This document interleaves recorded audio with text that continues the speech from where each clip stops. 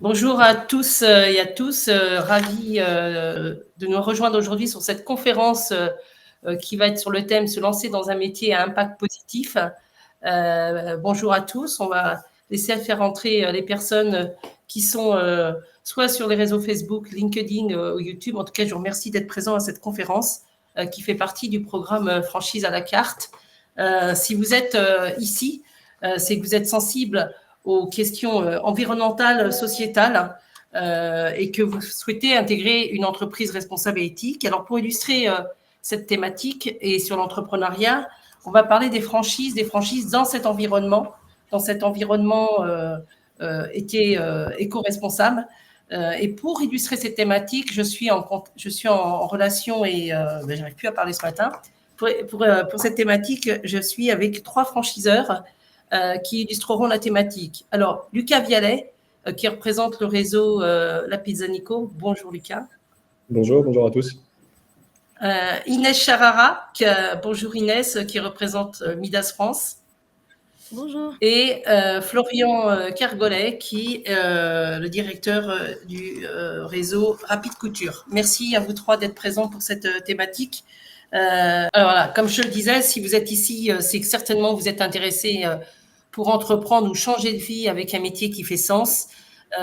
Et plusieurs possibilités existent quand on veut se lancer en franchise. Pour créer son entreprise, il y a plusieurs possibilités. Soit on crée son entreprise, soit on fait une reprise. Et puis, si on n'a pas d'idée, il existe le modèle de la franchise. Une solution pour créer son entreprise sans partir de zéro, créer son entreprise en s'appuyant sur un concept qui a été éprouvé. Donc, la franchise, c'est un concept qui vous permet d'entreprendre avec plus de facilité. Vous n'allez pas partir de zéro. Vous allez partir d'un modèle économique qui a fait ses preuves.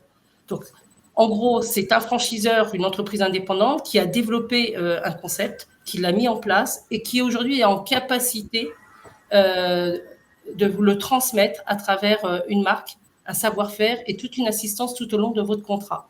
Donc la franchise, c'est un mode de commercialisation de produits ou de services via un système de collaboration entre 2 indépendants, le franchiseur qui a son entreprise et son concept, et vous peut-être demain, porteurs de projets qui peuvent rejoindre un réseau pour devenir entrepreneur à votre tour et dans un métier qui vous intéresse. Donc c'est ça la franchise, c'est pouvoir d'aller plus vite, d'avancer en ayant un filet de sécurité. Alors dans ce secteur de tout ce qui est éco-responsable, évidemment, il y a énormément de réseaux. Moi, j'ai choisi 3 réseaux ce matin pour vous illustrer la thématique. 3 réseaux qui gravitent dans un monde, je dirais, anti-gaspillage, pour favoriser la réutilisation, la réparation, mais aussi la mise en place d'une véritable démarche RSE et une prise de conscience de tout ce qui est environnemental et sociétal. Alors, on va présenter le premier réseau. Je vais passer la parole, je vais faire une conversation avec Florian pour présenter le premier réseau, qui est un réseau donc Rapide Couture, qui est dédié à tout ce qui gravite autour de la couture et la réparation de vêtements. Alors, Florian, je suis désolée, il n'y a pas le support. On va le faire en direct. Donc, Rapide Couture est un réseau de retouches et de couture qui existe depuis 40 ans et vous l'avez racheté en 2020, si je ne me trompe pas. C'est quoi exactement la particularité de ce réseau ? Alors, Rapide Couture, effectivement, a quasiment 40 ans d'existence. C'est un réseau d'une centaine d'ateliers boutiques de couture retouche. Toutes les boutiques sont tenues par des couturières géantes de manière indépendante. On est sur un système à l'intérieur de la franchise de concession. Et la vocation première de notre réseau, c'est bien évidemment de réparer les vêtements et de prolonger la vie de ceux-ci. La particularité, c'est qu'aussi on a un savoir-faire artisanal, bien évidemment, parce qu'on parle d'artisan et d'une franchise artisanale, avec une méthodologie et des process qui permettent, si vous voulez, sur cette activité artisanale, à chaque porteur de projet et chaque gérant d'établissement d'être le plus efficace et le plus rentable possible. Est-ce qu'elle est sur ce marché de la couture, quelles sont les tendances aujourd'hui ? Il y a une prise de conscience de la fashion, de la fast fashion, que le vêtement coûte trop cher, qu'il faut aller vers un métier, vers des vêtements un peu plus durables, de meilleure qualité ou... Alors, effectivement, on va dire que les métiers de la couture ont été un peu dénigrés depuis une vingtaine d'années avec le développement de la fast fashion, des vêtements un peu chers fabriqués à l'autre bout du monde. On va dire que le Covid a eu un impact, on va dire, positif dans le sens où les gens se sont retrouvés chez eux et se sont mis à bricoler, à coudre, etc., à refaire des activités manuelles, à ressortir aussi tout ce qu'ils avaient dans leur placard.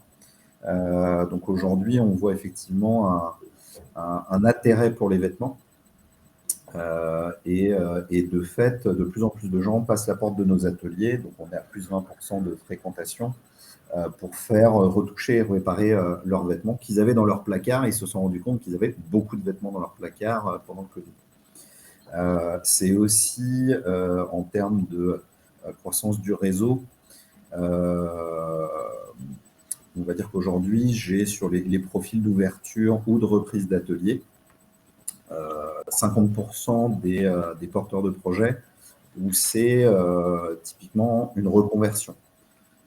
J'ai 50%, ce sont des personnes qui sont issues du milieu de la couture ou qui ont fait des études dans la couture. Et le reste, ce sont des reconversions, des personnes qui sont intéressées, qui veulent avoir un métier qui a du sens, qui ont la passion de la couture, bien évidemment, parce que ça reste un métier passion. Et de fait, nous, on est là pour les former à passer du niveau de couture passion et couture à la maison à une méthodologie de couture professionnelle, notamment sur les volets de la réparation et de la transformation de vêtements. Ok. Est-ce que ce secteur de la couture, vous avez l'impression qu'il a pris une autre tournure, que depuis justement la Covid, les gens ont vraiment une prise de conscience qu'il fallait réutiliser ce qu'on avait déjà, et du coup, ça a donné envie à certaines personnes de se lancer sur un métier qu'ils ne connaissent pas? Est-ce qu'il y a... Sur ce secteur, est-ce qu'il y a beaucoup d'écoles qui se sont ouvertes ou il y a un engouement pour cette activité? Alors, c'est quand même un métier, la couture et tout ce qui est retouche. Il y a un engouement effectivement pour cette activité. Il y a aussi une volonté de réindustrialisation. Là, on parle de fabrication et de metteur en marché. Donc, vous avez de plus en plus de profils, on va dire, de personnes en reconversion qui vont faire des formations sur les métiers de la couture. Nous, on a suivi cette tendance aussi parce que la particularité de la couture, c'est qu'on est aussi organisme de formation et certifié Calliope, ce qui nous permet, si vous voulez, de proposer des formations sur le titre professionnel couturier-retoucheur. L'idée est de créer un pôle de compétences sur des métiers qui ont quand même disparu depuis 20 ans et de permettre, si vous voulez, de reformer des gens à ce métier bien particulier que sont les métiers de la réparation et de la retouche.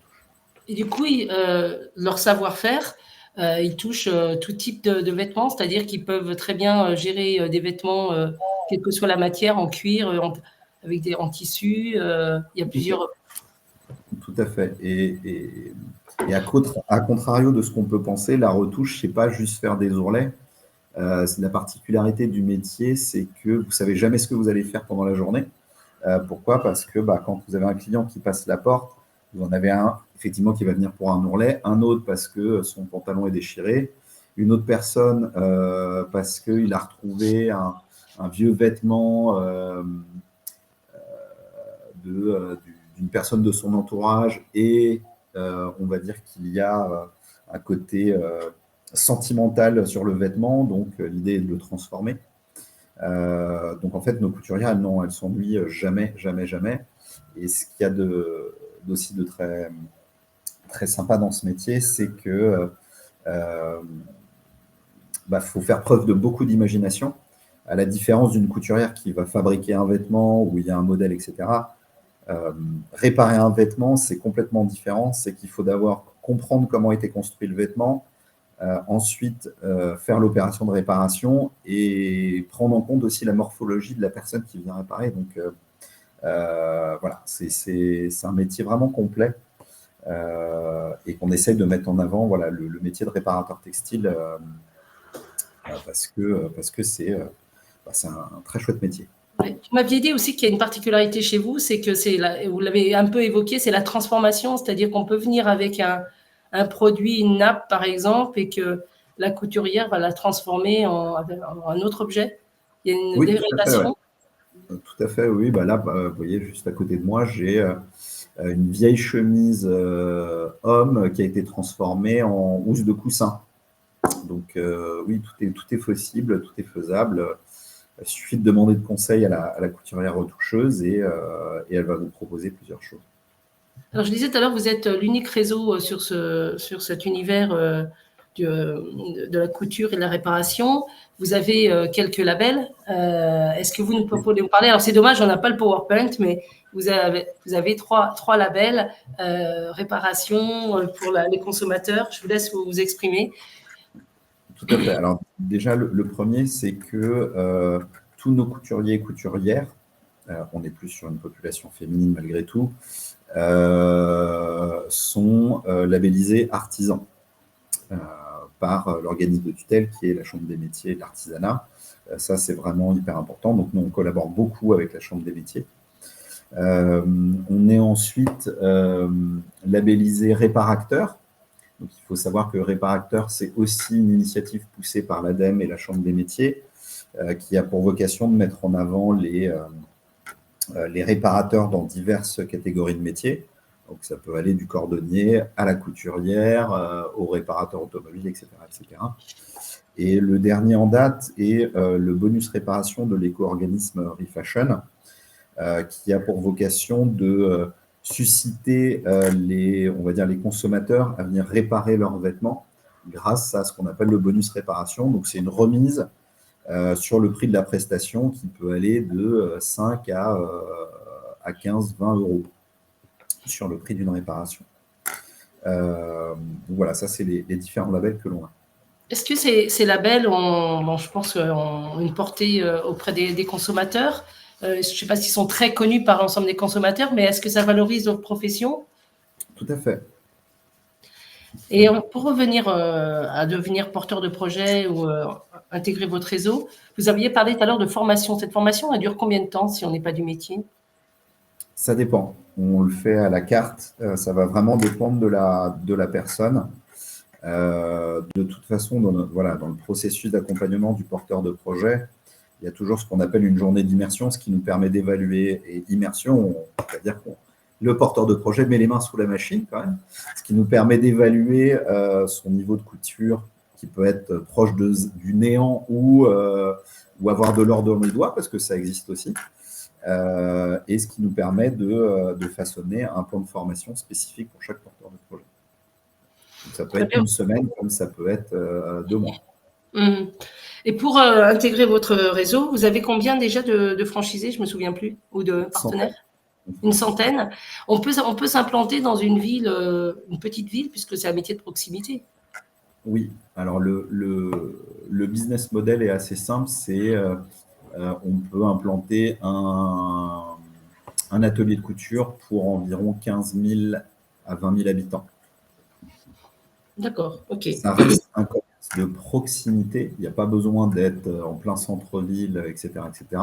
C'est un commerce de proximité, un commerce de quartier qui fait vivre le quartier autant que voilà, la boulangerie, la pharmacie, le boucher, etc., etc. Voilà, c'est redonner de la vie dans les différents quartiers sur une ville moyenne, grande ville, etc., etc. Okay. Pour faire fonctionner ce métier, elles ont besoin de matières premières, de matériaux. Vous avez comment vous fonctionnez? Il y a une centrale d'achat, je pense, avec des produits que vous n'allez pas chercher n'importe où. Vous êtes dans cette éthique. Quelle est votre politique en termes d'achat de matières premières? Alors, l'idée, c'est pas comme l'expression les cordonniers, je pense, sont les plus mal chaussés. C'est vraiment, on a à cœur ici aussi au siège d'avoir une politique RSE irréprochable. Donc, tout ce qui va être fabricants et nos fournisseurs, on privilégie à 95% des produits français ou européens. Après, faut pas se leurrer, oui, la plupart des produits autres viennent d'un peu partout dans le monde, mais ça reste voilà, notre priorité, notre axe un de nos axes prioritaires. On fait office de centrale d'achat, donc ce qui permet, si vous voulez, de fournir à notre réseau tous les besoins qu'ils ont pour faire fonctionner leur boutique, que ce soit du fil, des aiguilles, des pièces machines, des fermetures éclairs, etc., etc., etc. Est-ce que vous avez des questions à poser à Florian sur le réseau Rapide Couture ou du moins le métier? N'hésitez pas. Et puis, je voulais savoir, voilà, pour rejoindre votre réseau, je pense que ça a un coût. Quel est l'investissement pour rejoindre Rapide Couture? Alors, pour avoir son atelier clé en main, quand je dis son atelier clé en main, c'est-à-dire de l'accompagnement jusqu'à la boutique avec les machines, etc., c'est un investissement entre 35 et 45 000 euros à peu près, tout compris, incluant la formation, etc., etc. Ok. Eh bien, écoutez, en tout cas, je vous remercie pour la présentation de votre réseau, Florian. On reviendra ensemble. C'est vraiment dommage qu'on n'ait pas le support. Alors, si on pose une question, est-il possible de vous envoyer des vêtements pour vous aider à trouver des matières? Alors, je ne suis pas tout à fait sûr de comprendre la Ouais, moi question. non plus. Est-ce que vous pouvez reformuler, si ça ne vous dérange pas, votre question? Merci. Est-ce qu'il y a d'autres questions pour Rapide Couture? Et je rappelle un réseau de couture, de réparation de vêtements, complètement engagé dans une démarche de anti-gaspillage et de transformation des vêtements. Et bien, la question n'est pas revenue. Excusez-moi, elle reviendra peut-être après. En tout cas, merci. Ah oui, et dernière question, quand même, c'est important, on parle de démarche éco-responsable, engagée. Quels sont vos... vous m'avez dit que vous êtes un réseau humain très proche de vos franchisés. Est-ce que vous pouvez nous donner un exemple de démarche que vous mettez en place et qui peut un peu démontrer votre engagement vis-à-vis de vos salariés? Voilà. Qu'est-ce que vous faites de particulier?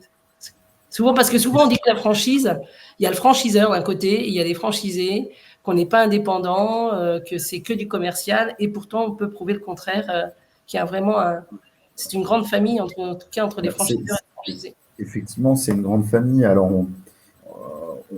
on reste sur voilà, des ateliers où vous allez avoir la gérante et parfois, selon ses ambitions, développer, etc., etc. C'est-à-dire avoir des salariés, plusieurs boutiques. Il n'empêche que voilà, ce sont des personnes qui sont entrepreneurs, qui sont seuls, donc qui ont besoin parfois de parler. Donc, moi, mon téléphone est ouvert. Ça concerne tous les sujets, donc on est surtout sur de l'humain. Après, ce qu'on a développé, c'est aussi, et ça c'est la force du réseau, c'est qu'il y a une très forte bienveillance entre chaque couturière. Donc on a développé un petit réseau WhatsApp où voilà, les couturières peuvent échanger, se sentir moins seules et échanger sur toutes les thématiques, que ce soit des techniques de couture, que ce soit sur des problématiques liées aux clients, parce que ça arrive, hein. On n'est pas parfait.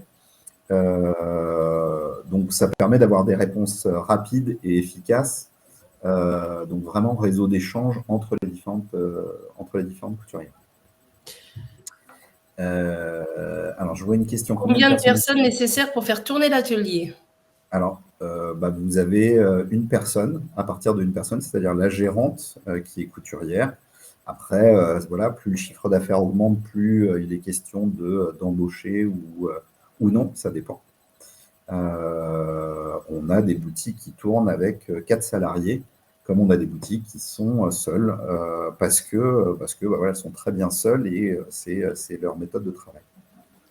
Alors, ça veut dire que c'est plutôt un investissement d'une personne qui est seule, plutôt qu'en couple, en famille, ou est-ce qu'il y a des reprises? Non, c'est simplement, voilà, c'est des personnes qui ne veulent absolument pas avoir de salariés, qui sont très bien toutes seules dans leur atelier. Voilà, ça dépend où vous voulez mettre le curseur en termes de développement. certaines ont un chiffre d'affaires très lisse et ne souhaitent pas faire plus, gèrent leurs horaires comme elles veulent, pardon, principalement.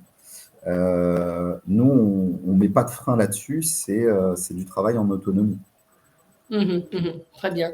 Est-ce qu'il y a d'autres questions? Autrement, on a fait une petite, alors là, j'espère que ça va passer. On a fait, voilà, on va répondre à la question, une petite vidéo d'une femme franchisée, Ophélie, qui va nous témoigner de son activité. Alors, on va répondre d'abord à la question.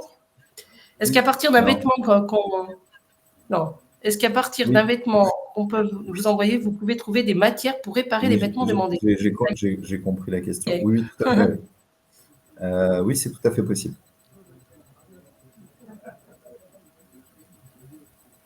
Quel est votre pourcentage? Alors, nous, on ne prend pas de pourcentage, c'est une redevance fixe par mois, tout simplement.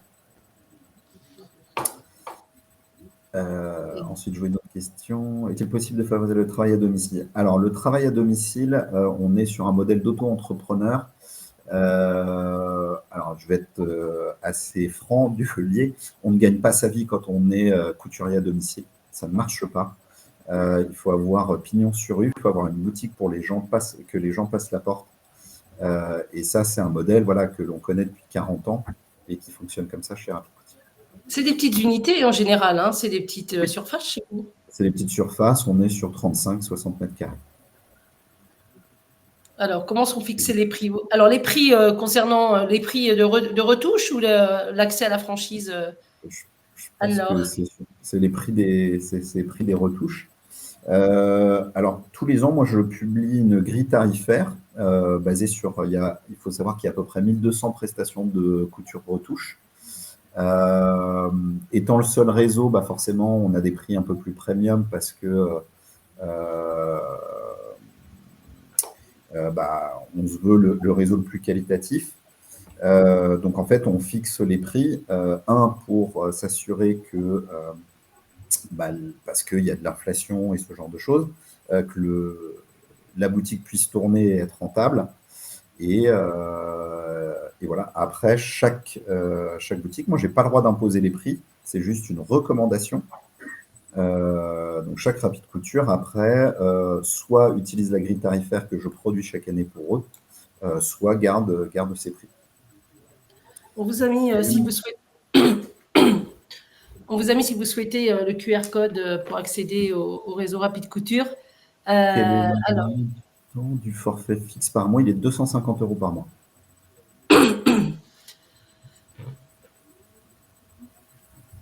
Est-ce qu'il y a d'autres questions pour Rapid Couture? De toute façon, Florian reprendra la parole après. 250 € par mois, voilà. 250 € par mois, donc les redevances, voilà. Je vous ai mis le QR code avec le… Pour rien. Je vous remets le QR code, vous pouvez accéder directement si vous allez voir le site Rapid Couture. Et puis, si ça marche, j'espère, on va vous passer le témoignage d'Ophélie qui vient vous apporter son expérience et parler de sa reconversion. Je te laisse faire, Noémie. Merci à tous. Je m'appelle Ophélie, je suis mariée, j'ai 2 enfants de 6 et 3 ans. J'ai été assistante dentaire pendant plus de 15 ans. J'ai aimé faire ce métier pendant toutes ces années, mais c'est vrai qu'à la fin, j'avais l'impression d'avoir fait un petit peu le tour. J'avais très envie de travailler pour moi et de faire de ma passion mon métier. J'ai toujours été manuelle, j'aime coudre, retoucher des vêtements, leur donner une seconde vie. Rapid Couture est un réseau responsable qui donne du sens à ce que je fais. J'ai choisi cette franchise car c'est vrai que la formation proposée me plaisait énormément. C'est assez rassurant quand on se lance dans une nouvelle vie professionnelle. Mon conseil pour tous ceux qui ont envie d'entreprendre, il faut foncer. C'est vrai que moi, je ne regrette pas du tout mon choix. Je suis épanouie dans ma nouvelle vie professionnelle.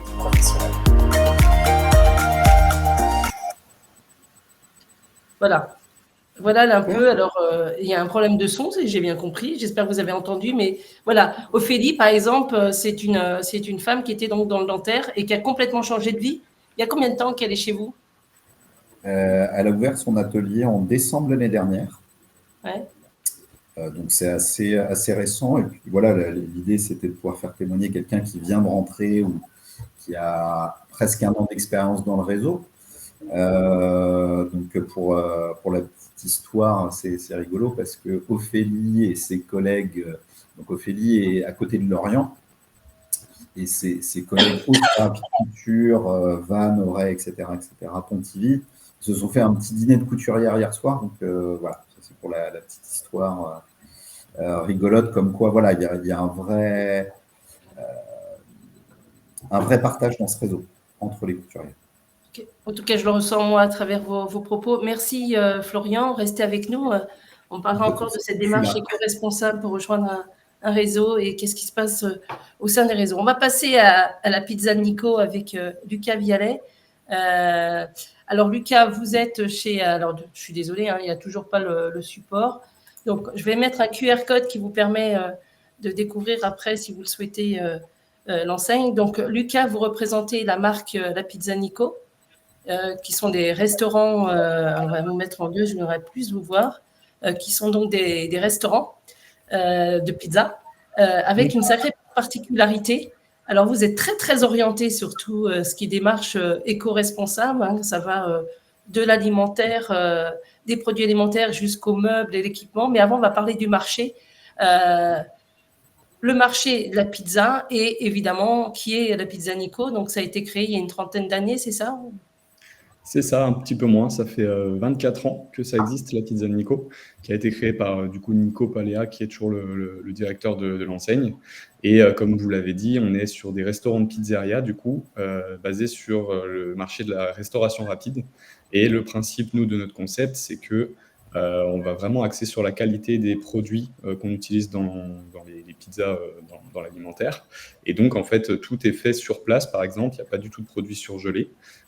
Tous les franchisés vont faire leurs pâtes eux-mêmes dans le restaurant. On va aller chercher des produits en France ou en Italie ou au maximum en Europe de qualité. Et voilà, donc on va vraiment axer sur la qualité du produit. Tout ça pour un bon rapport qualité-prix pour le client final, puisque nos pizzas, on va les vendre entre 8 et 14 euros. Alors, avant de parler de la pizza, moi j'aimerais parler quand même du marché. Ce marché, qui n'aime pas la pizza, hein, ça s'achète à n'importe qui l'achète à n'importe quel moment de la journée. Est-ce que c'est un marché qui grandit ? Vous avez un parallèle avec le burger, excusez-moi. C'est quoi la force de la pizza aujourd'hui sur le marché de la restauration ? Sur le marché de la restauration, la pizza, de toute façon, avec le burger, ce sont les deux produits qui sont le plus vendus à l'heure actuelle. La pizza, on en consomme plus de 10 kilos par an par Français en moyenne. Et on est le deuxième pays à plus manger de pizza au monde, derrière les États-Unis et devant l'Italie. Donc, c'est un marché qui est encore très porteur. Comme vous l'avez dit, on peut en manger le midi, le soir, le week-end, en famille, tout seul, à emporter ou pas. Donc vraiment, c'est quelque chose qui est vraiment très démocratisé. Et encore plus aujourd'hui, depuis le Covid, les tendances de consommation ont aussi pas mal changé sur le secteur de la restauration. Et on a vu l'arrivée et l'essor de la livraison via les plateformes Uber Eats, Deliveroo que vous connaissez.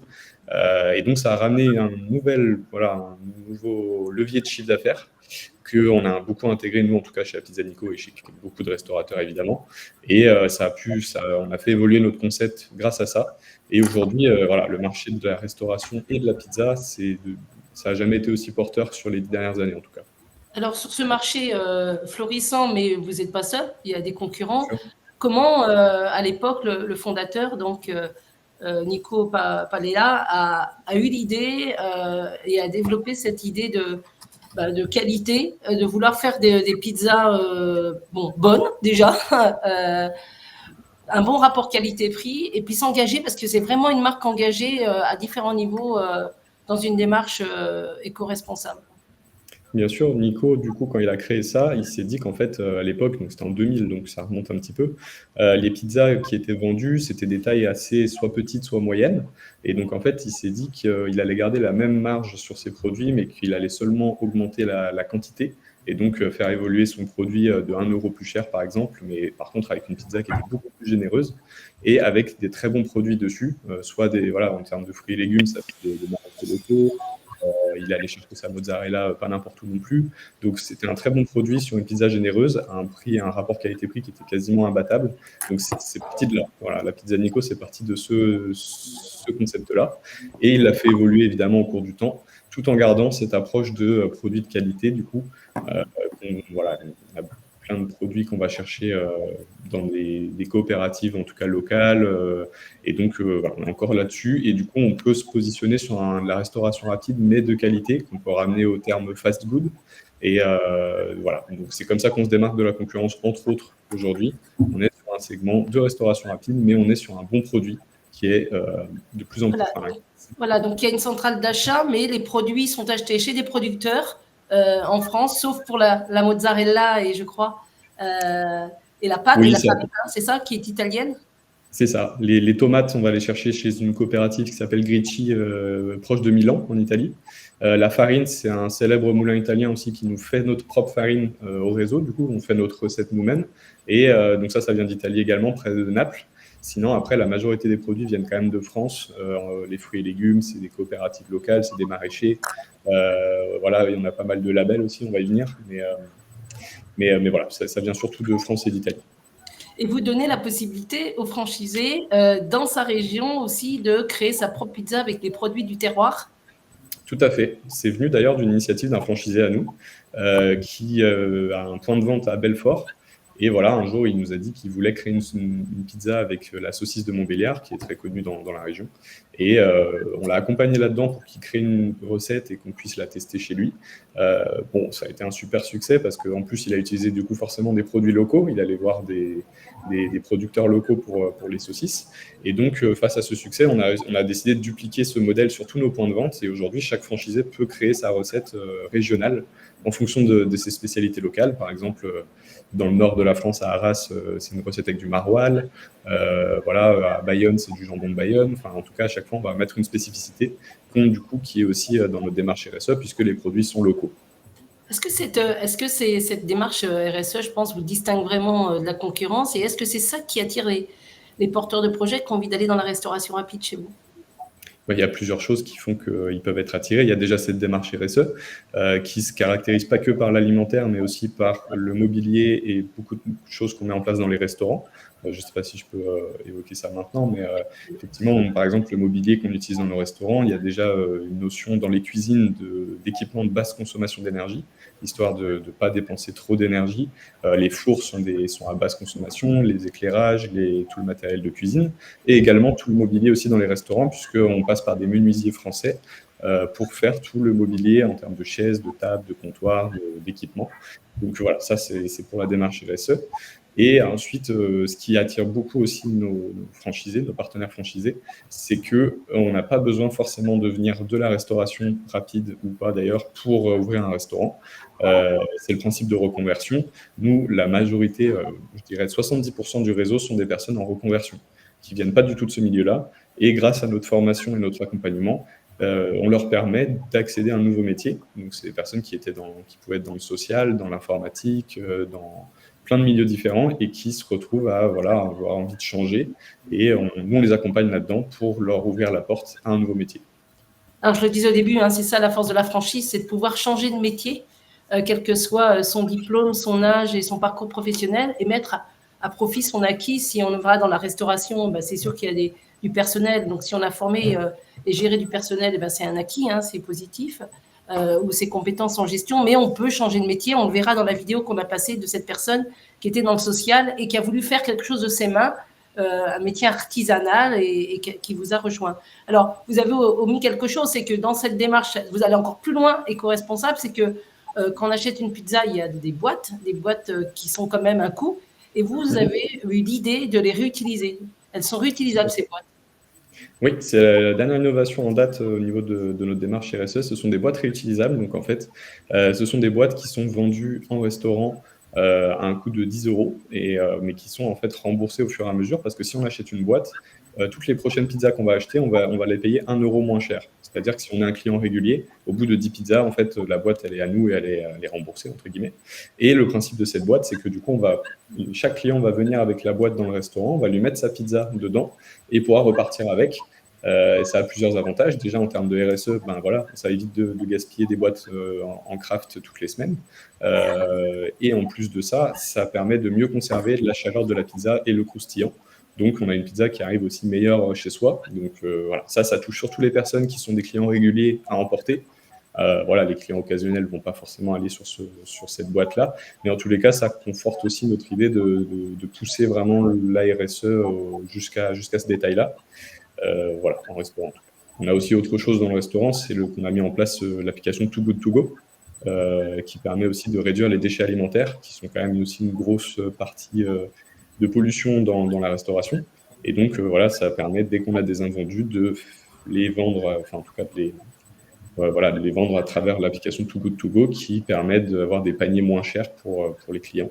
Et ça permet de réduire nos déchets alimentaires. Est-ce que si vous avez des questions pour la pizza de Nico, n'hésitez pas. Donc, votre réseau, vous comptez aujourd'hui une trentaine, sauf, j'ai plus mon slide, donc je crois que c'est une trentaine de franchisés. Certains ont plusieurs points de vente depuis, il n'y en a pas 2, 3, il y en a plusieurs. Et les femmes sont très représentées dans votre réseau. Oui, tout à fait.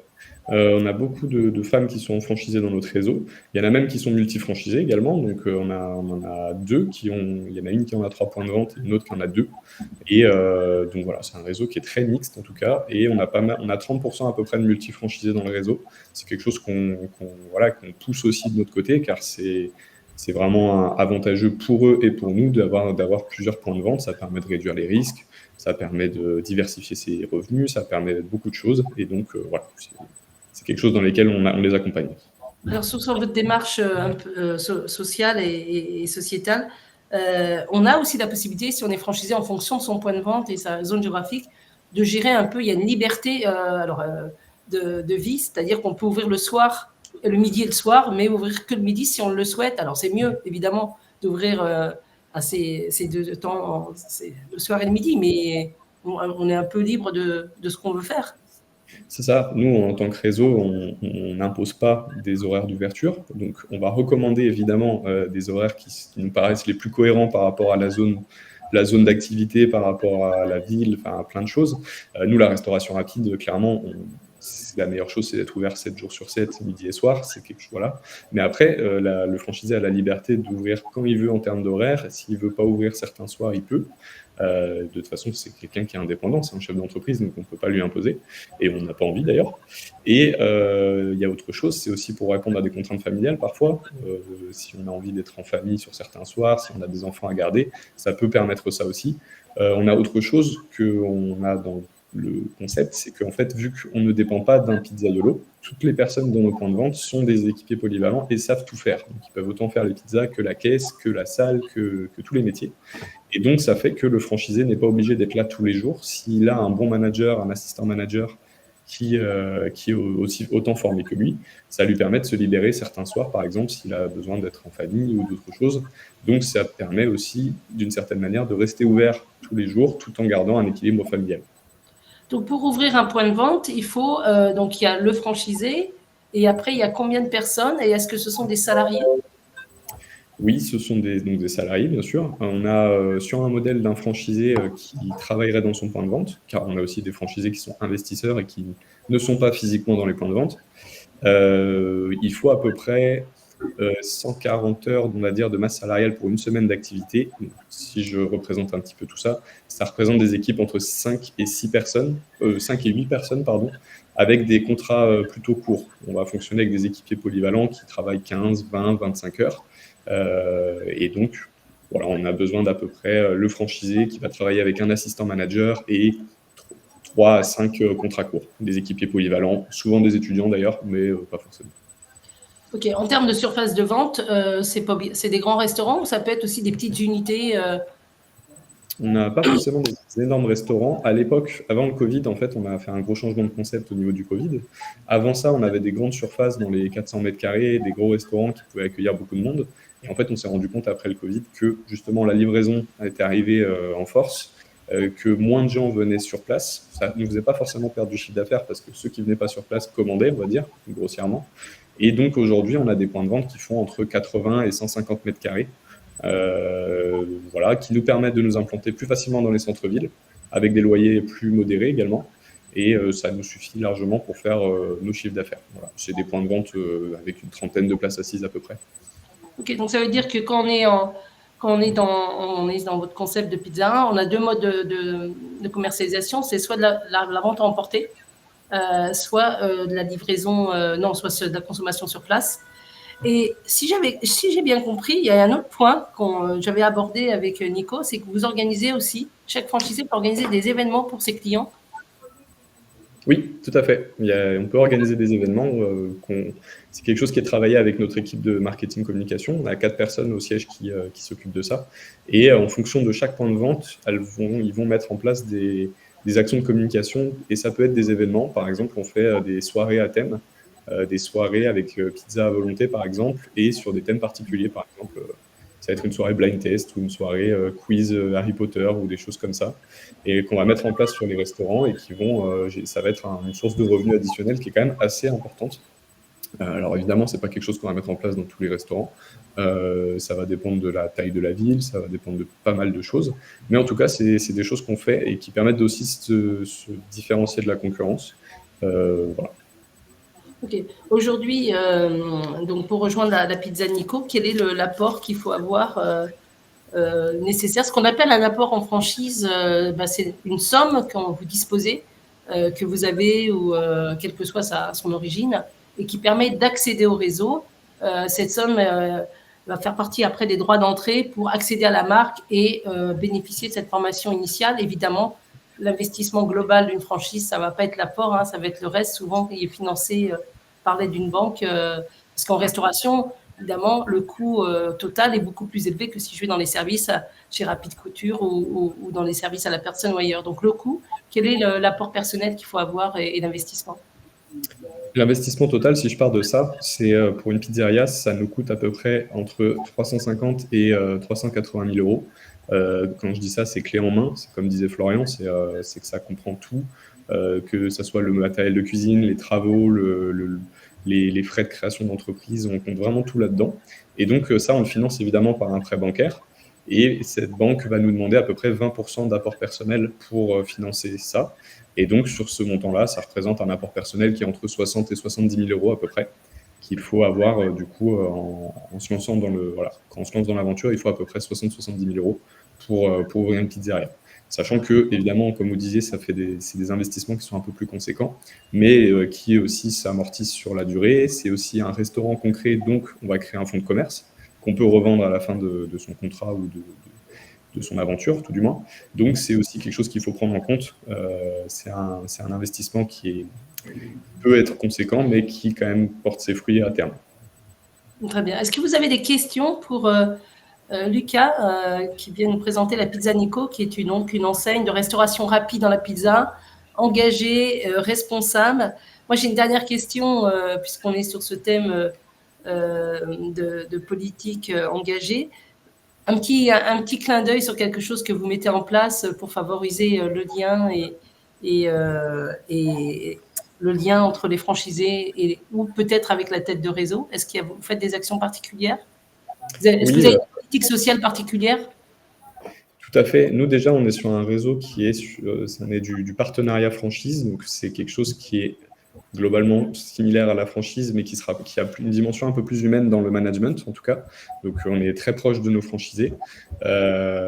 Et on met en place notamment un conseil consultatif qui, en fait, c'est une réunion de franchisés qui s'opère à peu près tous les 2 à 3 mois et qui réunit du coup les franchisés du réseau avec la tête de réseau. Et on va discuter en fait de toutes les problématiques, tout ce qui se passe dans le réseau, que ce soit positif ou négatif. Et on va prendre des décisions sur l'avenir du réseau tous ensemble. Donc, par exemple, je vous prends un exemple, mais si on a une politique de prix à changer, si on a quelque chose dans le concept qu'on veut faire évoluer, eh ben, ça va être ces temps d'échange qui vont nous permettre d'en discuter et de prendre des décisions ensemble et donc d'impliquer les franchisés dans le développement de l'enseigne aussi. Donc voilà, c'est quelque chose qui est très apprécié en tout cas en interne parce que ça permet vraiment d'impliquer tout le monde. Merci en tout cas Lucas. On a pareil, alors on parle de redevance. Florence nous pose la question sur la redevance et quelle est la durée du contrat? Alors pour la redevance, c'est un pourcentage du chiffre d'affaires qui est de 6% du chiffre d'affaires hors taxe tous les mois. Voilà, c'est une redevance qui permet de nous de rémunérer les actions qu'on met en place au niveau de la tête de réseau, notamment le service achat, puisque les achats sont négociés en interne. Voilà, il y a tout le marketing communication aussi qui est géré en interne. Donc voilà, c'est un montant forfaitaire, enfin un pourcentage. Et pour la durée du contrat, c'est un contrat qui est de 7 ans, qui en fait s'harmonise sur le prêt bancaire. Quand on lance son projet, le prêt bancaire est généralement remboursé sur une durée de 7 ans. Donc, on a harmonisé notre contrat sur cette durée-là. Alors, pour ceux qui ne savent pas, je reprécise. Donc, la franchise, je l'ai dit, c'est un contrat entre deux structures indépendantes juridiquement, financièrement et administrativement. Donc, le franchiseur, voilà, on a 3 personnes ici, et vous qui va être peut-être porteur de projet. Ça, c'est le premier point. Le deuxième point, c'est vrai qu'on y accède avec un moyennant finance, et en contrepartie, le franchiseur va vous apporter une marque et va vous suivre tout au long de votre activité. Et merci Florence d'avoir posé cette question sur les redevances, parce que souvent j'entends la redevance est une taxe, et moi j'ai envie de dire c'est une contribution pour vous aider à vous développer. Ce qu'il faut savoir, c'est que chez les réseaux, le franchiseur n'est pas tout seul. Derrière, il y a une tête de réseau avec un certain nombre de personnes. Si je prends le cas de Midas après, qui va intervenir, c'est sûr que plus l'enseigne est importante, plus il y a des personnes qui sont à votre écoute, qui répondent à vos besoins. Tout à l'heure, avec Florian, on a parlé de centrale d'achat. Avec la Pizza Nico, il y a aussi des fournisseurs qu'il faut aller chercher. Donc, la franchise, c'est ça la force, ou un système de commerce organisé. C'est s'appuyer sur une marque, mais bénéficier vraiment de tout un dispositif. Quand on crée sa boîte, c'est compliqué quelquefois d'être partout à la fois. Et là, c'est possible grâce aux franchises. Juste une dernière question. Combien de femmes franchisées dans votre réseau ? Nous, on a une trentaine, du coup, on a une vingtaine de franchisés, et je crois qu'on a 8 partenaires franchisés femmes, du coup. Donc un peu moins de la moitié. On a une question. Quelle est la marge opérationnelle de la marge opérationnelle, donc, si je reprends, donc la marge sur les pizzas, elle est à peu près de 75%. Donc c'est une grosse marge, on le sait, sur la pizza, c'est aussi l'avantage. Après, si on détaille ensuite, une fois qu'on a dépassé toutes les charges opérationnelles, etc., on est à peu près sur un EBE, donc un excédent brut d'exploitation, qui se situe entre 18 et 23% du chiffre d'affaires hors taxe, avant la rémunération du gérant. Et en résultat courant, après la rémunération, on est à peu près à 7% du chiffre d'affaires hors taxe. Voilà. Et du coup, sur les chiffres d'affaires, en fait, nous, si on parle un peu déjà de zone de chalandise, on peut s'implanter un peu partout grâce au fait qu'on est sur un marché qui, justement, la pizza, ça se mange partout, on va dire. Donc, on peut s'implanter sur des villes qui font à peu près, avec une zone de chalandise de 10 à 15 000 habitants minimum, ce qui fait qu'on a des points de vente qui peuvent autant être dans des villages de 10 000 habitants qu'à Paris ou à Strasbourg. Donc les chiffres d'affaires vont forcément être différents. Ça ne veut pas dire que les rémunérations vont être forcément différentes, parce que les loyers sont différents. Mais voilà, nous, on a des chiffres d'affaires qui sont entre 400 000 euros et 1 million d'euros. Donc, c'est quand même assez large, la différence. Mais sur une petite ville, on va être dans les 400 000. Sur une ville moyenne, dans les 600 000. Et sur des grosses villes, on peut être entre 800 et 1 million d'euros. Donc, s'il y a une autre question pour Lucas, moi je voudrais revenir sur quelque chose. Tout à l'heure, on n'en a pas parlé, on l'a évoqué vite fait, puisqu'on est sur le thème de s'entreprendre dans un métier impact positif. Vous avez, comme Florian, des labels qui confirment votre expertise et votre savoir-faire. Est-ce que vous pouvez nous en parler ? Tout à fait. Nous, ça va être surtout des labels au niveau de la qualité des produits utilisés. Donc, on a des labels IGP, donc indication géographique protégée, et AOP, appellation d'origine protégée. Et on a aussi le label bio, qui est plus connu de tous, mais on a aussi des produits bio, comme l'huile d'olive notamment. Et voilà, c'est ces 3 labels qu'on va essayer de retrouver sur la majorité de nos ingrédients, en tout cas dans les pizzas, qui permettent d'attester de la qualité de ceux-ci. Voilà. Et en plus, c'est une originalité, vous faites des pizzas sucrées, donc ça, je n'avais jamais vu, donc c'est très amusant. Des calzones sucrées, effectivement, pistache, framboise ou chocolat, qui plaisent beaucoup. Alors pareil, on a la chance qu'une franchisée a bien voulu nous faire un petit témoignage. Noémie, je te remercie. Si tu peux mettre la vidéo. Tout à l'heure, on a entendu du bruit, je pense, parce qu'il y a des micros d'allumés. Si vous voulez couper vos micros le temps que ça passe, je ne sais pas, hein, mais vas-y, Noémie, je te laisse lancer la vidéo. Cécile, j'ai 42 ans, je suis mariée avec une fille de 10 ans, j'étais travailleuse sociale, c'était le manque de reconnaissance, le manque de valorisation, d'où l'idée d'entreprendre, de travailler pour soi, donc ce soit vers la restauration et vers la franchise pour pouvoir être accompagnée dans l'apprentissage et la formation sur nos produits. Ce qui nous a séduit au départ dans la pizza Nico, c'est la qualité des produits, la qualité des pizzas, le goût un peu authentique et le fait de fabriquer de A à Z la pâte, de la bouler à la main, de l'étaler à la main. Et chaque pizza Nico travaille sur des produits frais avec son primeur local. On est assez libre si on veut ajouter des spécificités locales, par exemple en termes de boissons, de bière locale, ce genre de choses. Sur tout ce qui est menuiserie, c'est un entrepreneur local. C'est effectivement du bois français et la démarche éco-responsable elle va plus loin puisque aujourd'hui on met en place des boîtes à pizza réutilisables. Aujourd'hui avec l'aménagement du planning tel qu'il est fait, j'ai suffisamment de temps perso pour gérer ma vie de maman, ma vie au quotidien avec ma vie professionnelle tout en étant beaucoup dans mon resto et en participant à beaucoup de services. J'ai plus de liberté aujourd'hui que quand j'étais salariée sur un travail de bureau.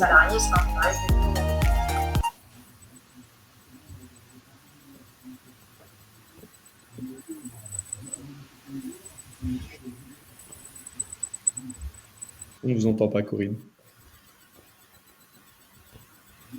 Oui, excusez-moi, j'avais coupé. Donc, voilà un exemple de Cécile qui est à Saint-Nazaire, qui a fait une transformation, qui était dans le social avant, qui voulait, comme je le disais, utiliser ses mains pour son nouveau métier et être en plus en phase avec elle-même. Et aujourd'hui, ça fait combien d'années qu'elle est sur le marché? 2 ans, 3 ans?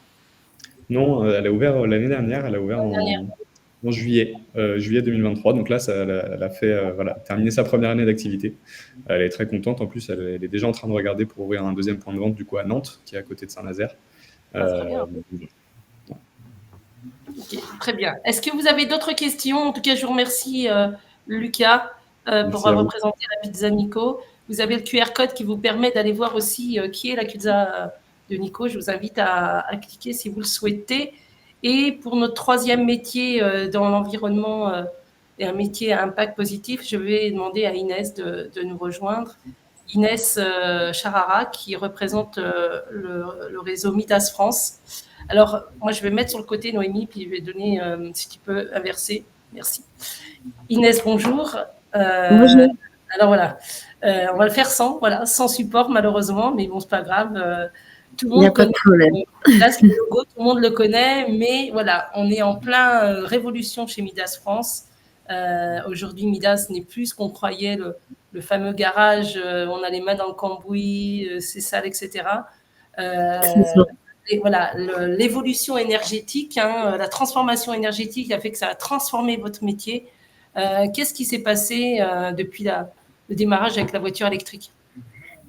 Alors du coup, ouais, Midas depuis 45 ans en franchise en France, donc c'est vrai qu'on a toujours évolué avec le marché. De toute façon, le milieu automobile, ça a toujours été un milieu qui innove beaucoup. Et c'est vrai que sur des enjeux RSE, on est aussi les premiers impactés. Donc nous, dans l'après-vente auto, c'est vrai qu'on a le temps de voir venir aussi un peu tous ces changements et de s'adapter. Donc là, ces dernières années, depuis nous, 2015-2016, on prépare notre réseau à accueillir les véhicules hybrides électriques avec du coup les habilitations, des formations. On fait évoluer beaucoup les techniciens en fait parce qu'on change de métier. On peut plus être uniquement technicien, on est obligé d'apprendre tout ce qu'il y a autour de l'électronique. Donc, on les appelle maintenant des électrotechniciens. Donc ça, déjà, c'est le premier impact au niveau RSE, ça va être cette transformation du métier. Et justement, c'est parce qu'on va s'occuper de véhicules plus propres, de véhicules un peu différents et des habitudes de consommation qui sont différentes aussi. Donc, en fait, on va adapter vraiment et la technique et le commerce à ce nouveau, un peu un nouveau marché finalement. Donc voilà, on accompagne autant les équipes que les clients dans ce changement-là, quoi. Voilà, et donc les nouvelles mobilités, aujourd'hui, que ce soit de la trottinette ou du vélo, par exemple, vos centres se développent pour ouvrir des ateliers pour réparer ces modes de locomotion. Ouais, exactement. Il n'y a pas que les véhicules hybrides électriques, les voitures. Il y a aussi, bien sûr, les trottinettes, les vélos, voire même les deux roues. Et c'est vrai que même dans le service, quand on parle par exemple de voitures de prêt, quand on allait au garage, on pouvait avoir une voiture de prêt pour la journée. Bah là, on peut aussi avoir une trottinette ou un vélo pour pouvoir se déplacer en ville en attendant de récupérer sa voiture qu'au garage. Donc, il y a aussi tout ce qu'il y a autour avec les services.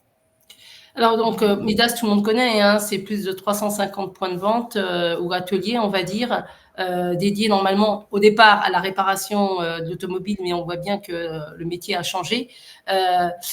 Comment vos franchisés aujourd'hui réagissent? Est-ce que, alors, on parlera après justement de votre démarche engagée et responsable par rapport aux déchets et autres, mais comment vos franchisés aujourd'hui voient l'évolution de leur métier? Je pense à Véronique, on a fait une vidéo, ça fait 23 ans qu'elle est dans le métier.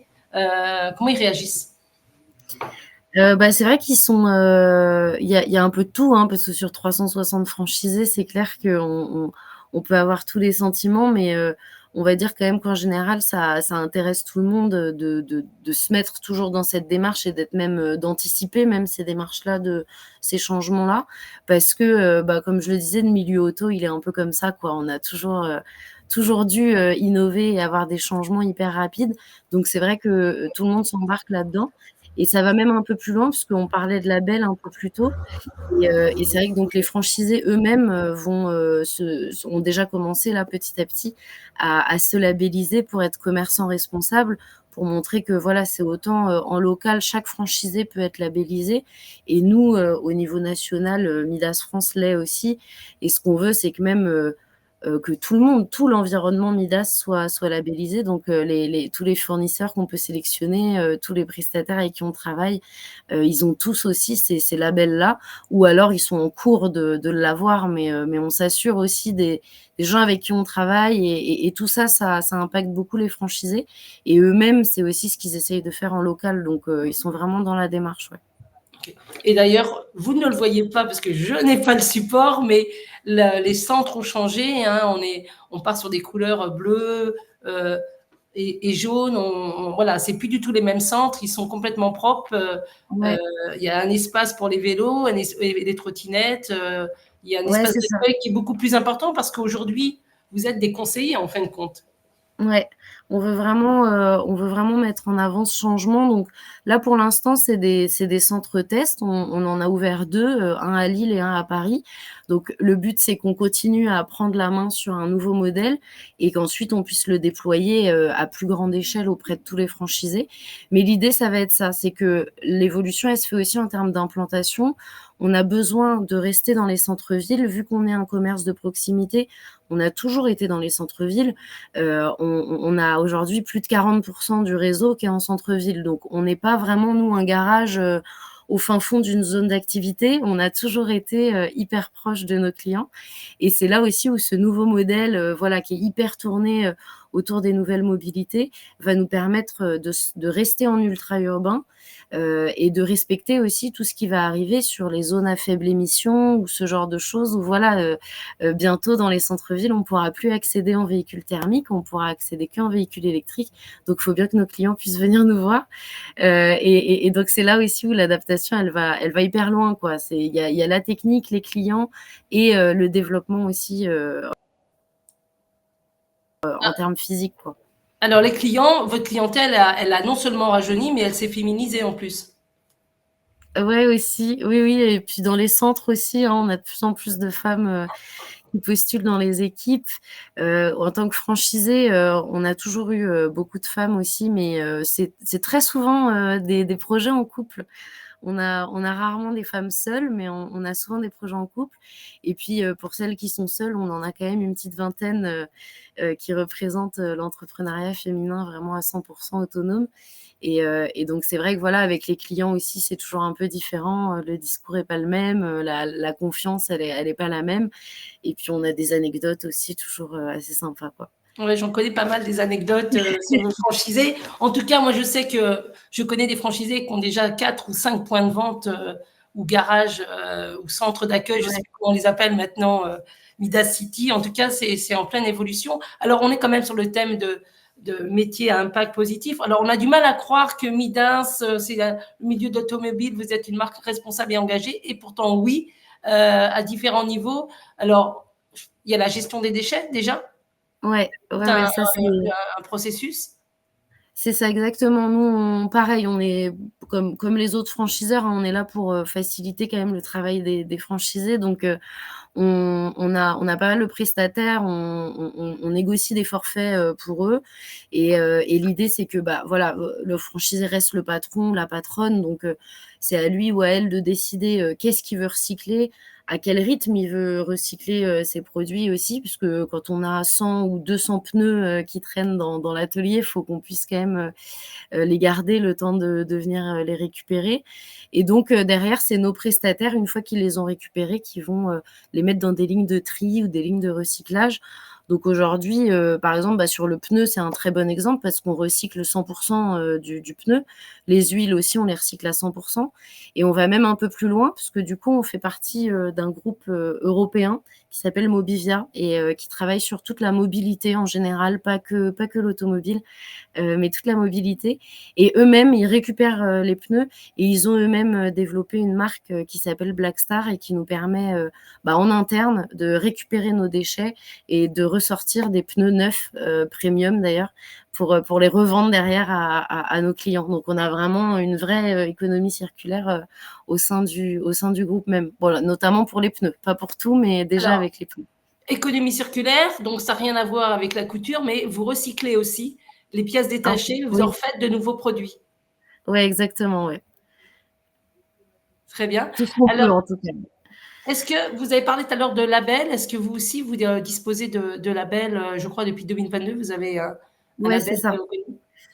Ouais, alors on en a 2. On a le label EcoVadis qui est plutôt sur, des relations, externes, comme je disais, un peu plus avec l'environnement, les fournisseurs avec qui on travaille et cetera et puis le label, enseigne éco-responsable, qui montre, vraiment, bah, toutes les actions qu'il y a derrière. Parce que nous, ça fait 15 ans, depuis 2008, on avait signé une charte environnement dans laquelle on s'engageait nous-mêmes à faire des actions, un peu sur tous les fronts, hein, humains, social et technique et recyclage bien entendu et du coup c'est vrai que ce label d'enseigne éco-responsable, il est arrivé 15 ans après parce que, bah, voilà, on a dû mettre en place énormément de choses et aujourd'hui, c'est pas des labels, pour faire joli. Je pense que pour, mes homologues aussi, c'est vraiment des labels où, bah, chaque année, on se fait réauditer, on a besoin toujours de se challenger, d'aller toujours plus loin.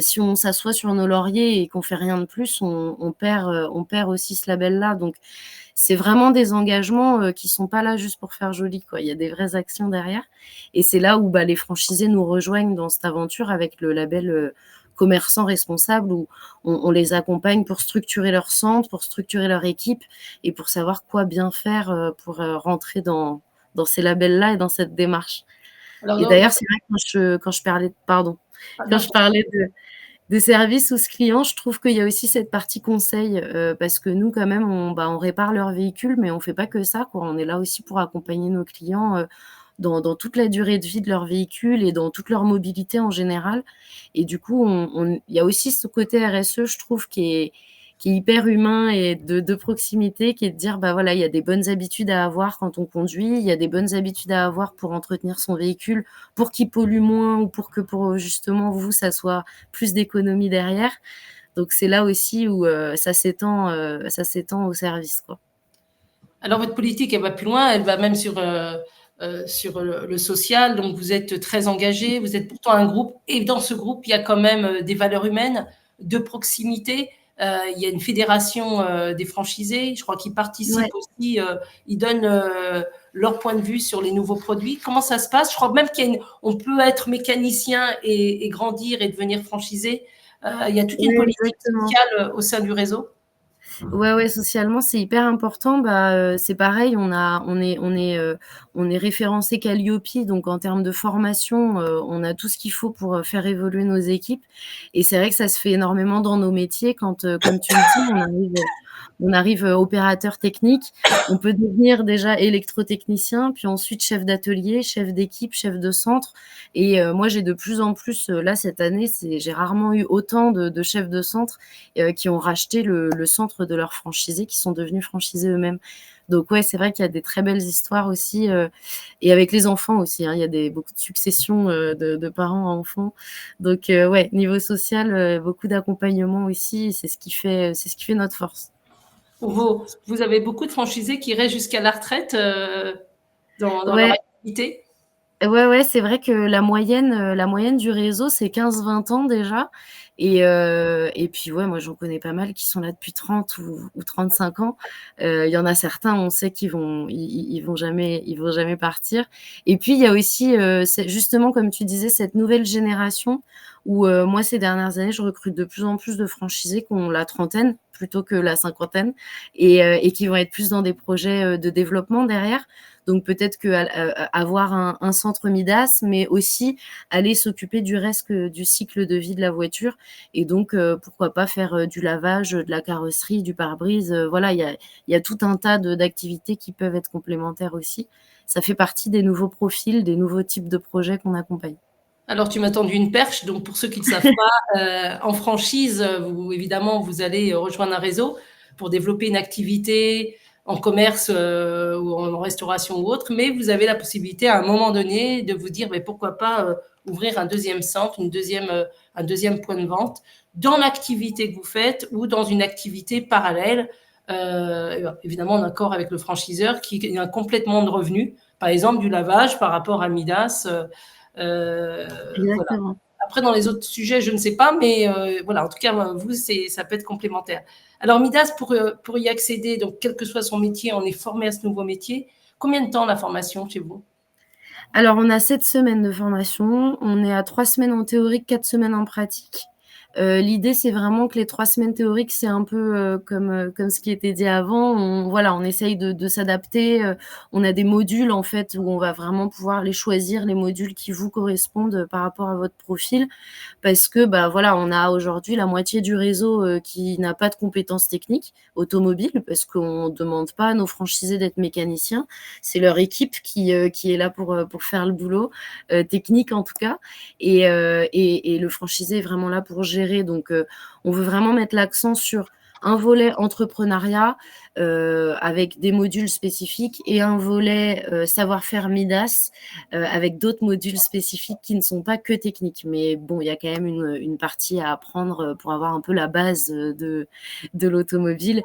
Mais ensuite, on apprend beaucoup sur le terrain et on arrive d'autant mieux à expliquer à ses clients quand on n'est pas mécanicien que quand on l'est, quoi. C'est vrai. En termes de coût, donc rejoindre le réseau, il y a un apport personnel, évidemment, c'est comme la restauration, hein, il y a un investissement et là on voit les banques. L'apport, il est à peu près de combien en moyenne? Alors, on a un apport de 60 000 €. Moi, c'est ce que je prends en confondu sur toute la France, parce que bien sûr, il y a toujours des variantes en fonction des régions et des types de projets. Donc, 60 000 €, tout ça, en fait, c'est compris dans un projet entre 200 et 250 000 €.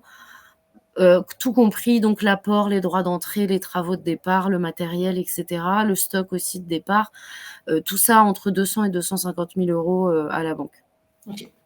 Merci. Est-ce que si vous avez des questions pareilles pour Inès concernant Midas France, n'hésitez pas. On a monté une petite vidéo avec Véronique qui est franchisée depuis un certain nombre d'années. Noémie, est-ce que tu peux passer ce petit témoignage? Merci. Véronique Bernaz, je suis âgée de 62 ans. Je suis multifranchisée chez Midas France depuis maintenant 25 ans. J'ai fait plein de métiers, de l'hôtellerie, dans la restauration, dans des usines. Passionnée d'automobile, je faisais beaucoup de karting, j'adorais ça. Et j'avais envie d'entreprendre, d'être moi. J'avais entendu parler de Midas, je l'ai interrogé, j'ai été voir et le choix s'est porté immédiatement dessus. Midas est très engagé sur le RSE. Je suis rentrée chez Midas il y a 25 ans, on s'occupait déjà de la récupération des déchets. Maintenant, on a la traçabilité de ces déchets. Donc Midas est propre. Dans les ateliers, on travaille sur tablette, on n'imprime plus de factures, on les envoie par mail. Donc là déjà aussi, on a pris en compte cette valeur papier. Arrêtons de couper des arbres pour rien. Et dans nos ateliers, nous avons de plus en plus de véhicules hybrides et électriques à notre quotidien. Le monde change très vite et Midas a su prendre la vague à temps. Moi, pour être claire, je l'ai fait trop tard. J'aurais dû le faire encore avant. Et si je pouvais et si j'avais pas cet âge-là, je rachèterais encore des centres et des centres. Ne vous posez pas de questions. Si vous avez envie, il faut le faire.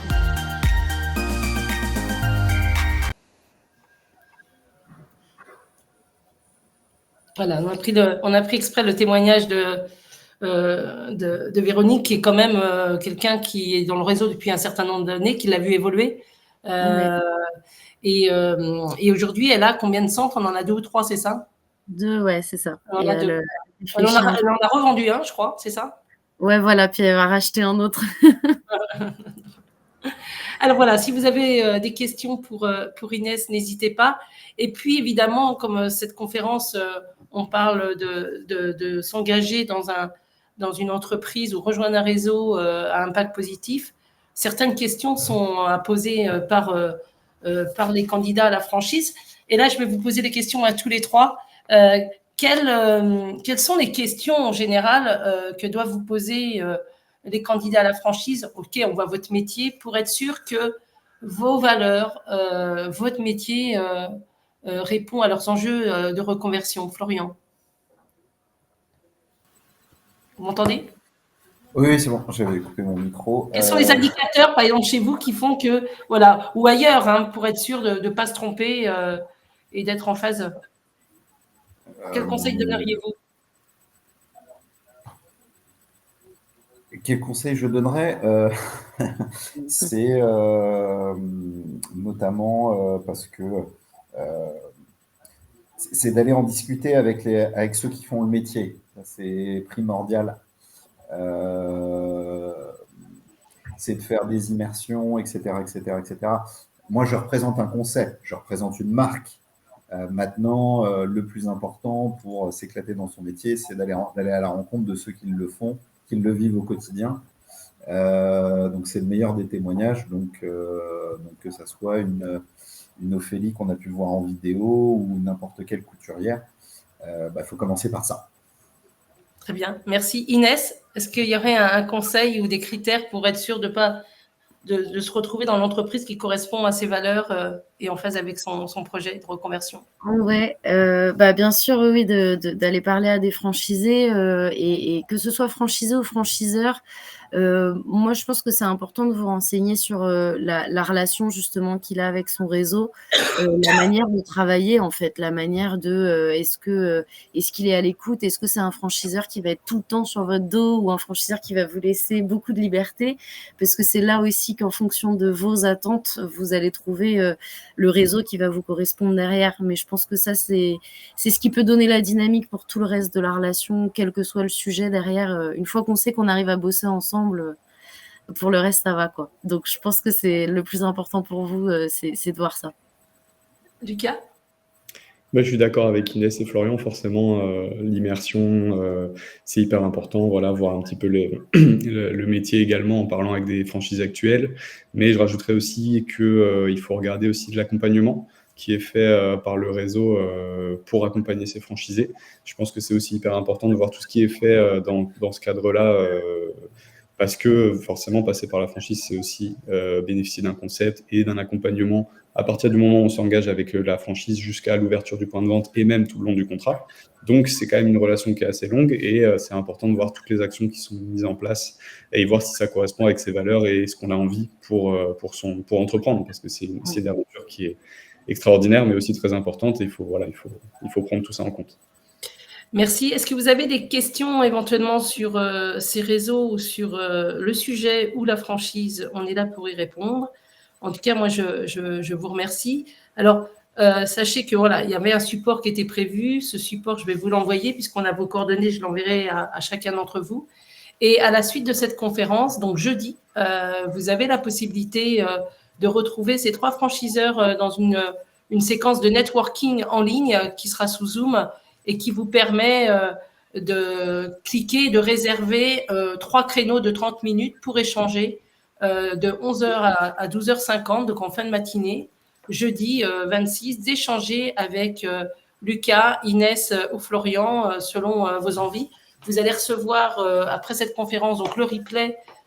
Vous verrez aussi les témoignages des 2 franchisés et vous aurez accès à cette page si vous voulez qu'on se retrouve le jeudi 26. Alors, s'il n'y a pas de questions, je ne sais pas. Est-ce qu'il y a des questions ou pas? En tout cas, je vous remercie tous les 3. Merci en tout cas. Inès, un mot de la fin? Osez, allez-y. On est là pour vous accompagner.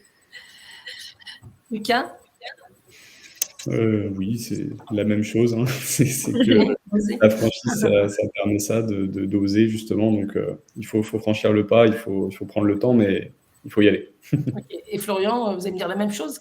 Oser.